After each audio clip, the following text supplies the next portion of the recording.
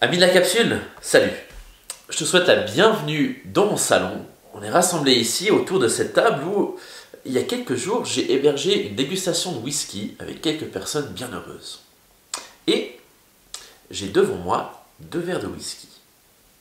Ce qui est assez intéressant, c'est que ces 2 verres de whisky contiennent exactement le même whisky, mais il y en a un qui a une magnifique robe toute transparente, toute dorée, toute ambrée, alors que l'autre, on se rend compte qu'il est beaucoup plus trouble, qu'il a un petit peu une couleur de vieux jus de pomme non filtré. Si on les sent, celui-là il nous révèle des beaux arômes de céréales, de miel, et une petite morsure d'alcool quand même, alors que celui-là, on n'a pas du tout de morsure d'alcool, par contre on a un fumé, un parfum de vieille poire qui est tout doucereux, tout magnifique, tout enrobé de douceur. Ce qui est intéressant, c'est que ces deux sont le même whisky, mais celui-là, je l'ai servi il y a 3 jours, celui-là, je l'ai servi il y a 3 minutes. C'est intéressant de voir comment le whisky évolue au cours du temps. Il sort de la bouteille, il est frais, prêt à l'emploi, il est juste à côté de la source. Mais avec le temps, il va se frotter à la réalité, il va entrer dans une douce valse avec l'air qui l'entoure, et d'un coup, il va se colorer autrement. D'un coup, il va perdre quelques arômes, il va perdre un bout de la morsure de l'alcool qui va s'envoler avec quelques arômes complexes pour devenir quelque chose de beaucoup plus rond, beaucoup plus digeste, peut-être plus agréable pour certaines personnes. Au bout d'un moment, si on le laisse trop par contre, il n'y a plus rien.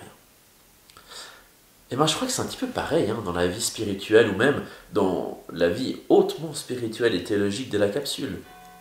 Si on décidait, avec l'ami Kevin, de reprendre une de nos capsules qui avait bien marché, par exemple, la fameuse capsule des chatons, qui a eu un succès terrible à travers toute la Suisse romande, à travers presque tout le web.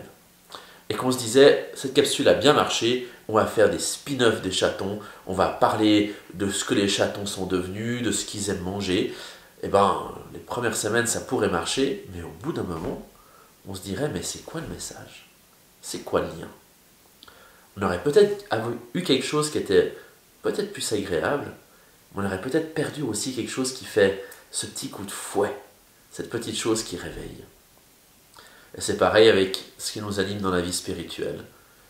Quand on prend la source et que d'un coup, on la met en bouteille pour pouvoir l'offrir plus loin, c'est pas tout à fait la même saveur que la source. C'est important de savoir retourner, savoir se dire, ce qui se dilue dans le temps, c'est très important pour donner le goût de la chose, mais pour véritablement être nourri et abreuvé, il faut retourner à la source.